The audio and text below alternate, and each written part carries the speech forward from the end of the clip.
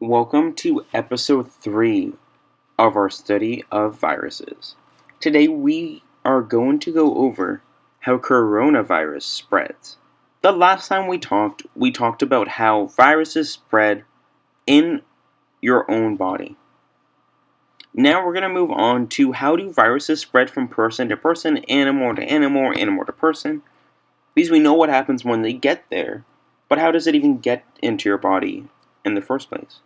I want to start with the 5 main ways for germs to spread.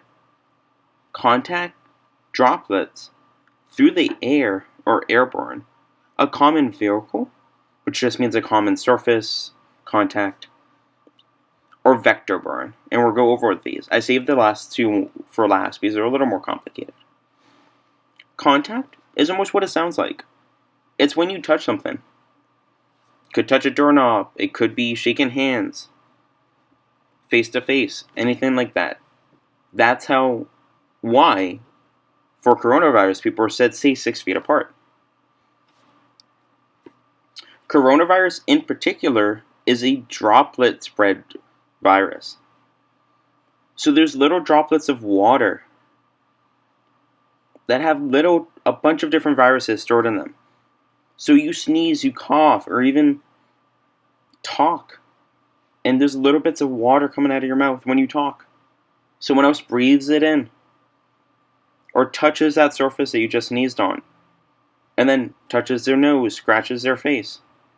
And the droplets of water hold the virus. And now all of a sudden it latches onto your lungs, your throat, and it's there. The third way is germs in the air. This is different than droplets. Because an airborne virus means that without water, it can still float around and fly. People confuse this a lot with coronavirus because they think sneezing is the airborne, but it's not, it's a droplet. Airborne has to be without water, and it's just kind of floating around, and you take a deep breath, and oh my gosh, you have that virus. Common vehicle means it's a shared surface. It could be, one example is how people get sick from raw chicken. They're chopping up the chicken, it gets on the knife, the wooden cutting board traps it in its surface.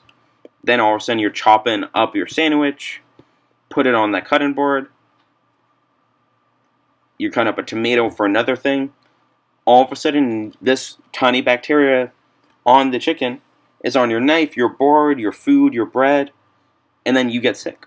Because you eat that and you're like, what do you mean? Everything in my sandwich is fully cooked. How could I get sick from the chicken? I didn't even have the chicken. And that's how the common vehicle is. It may not have been the sandwich that got you sick, but it was the knife that was on the cutting board that was on the chicken.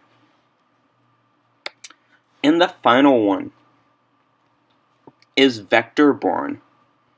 So born just means created.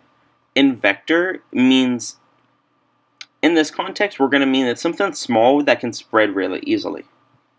The most common examples are mosquitoes, rats, and bats. All of these tend to be pretty small, pretty high populations, and it's very easy for a disease to spread by mosquito, by rat, or by bat. Famously, I think in history a lot of us have learned about the bubonic plague, or the plague, the Black Death, whatever you want to call it. And that was vector spread through fleas and rodents, rats, that kind of thing. Some of you may remember that there's scares about the Zika virus, and that was spread through mosquitoes. These have been the 5 types of transmission methods. Transmission just means how to spread a virus. And to review, they were contact, handshakes, droplet, sneeze, airborne, floating in the air. Common vehicle is just common contact between a bunch of different things. And then vector is going to be animals spreading it rapid fire, just tons of mosquitoes out there with the virus. Then all of a sudden, mosquitoes start to bite you, you get the virus. We were going to move on from this tomorrow in episode 4, where we'll dive a little deeper into viruses, and especially coronavirus, and how, if we know how it spreads, can we protect ourselves? And what does science say about that? This concludes episode 3.